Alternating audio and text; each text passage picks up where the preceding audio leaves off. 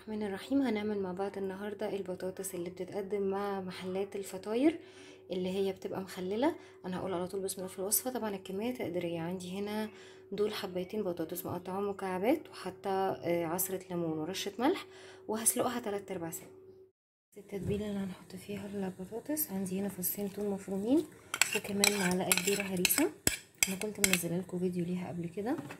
المنكهات بقى من كل حاجه كده رشه صغيره، كمون وفلفل اسود وكزبره وملح حسب الرغبه وكركم. هحط معلقه زيت ومعلقه خل. ممكن تحطوا رشه خضره سواء كزبره او بقدونس او شبت، لو مش متاح مفيش مشكله. هنقلب كله مع بعض.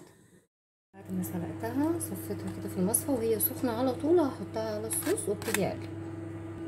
كده جهزت معايا. عايزه اقول لكم طعمها وريحتها تحفه، ممكن تاكلوها كده بالعيش حاف، مش لازم اصناف جنبها. يا ريت تسيبوا لي كومنت وطريقكم فيها ايه، وما تنسوش تفعلوا الجرس عشان يوصلكم كل جديد. ولو عجبك الفيديو لايك وسبسكرايب وشير، وان شاء الله هشوفكم في وصفات تانية جديده.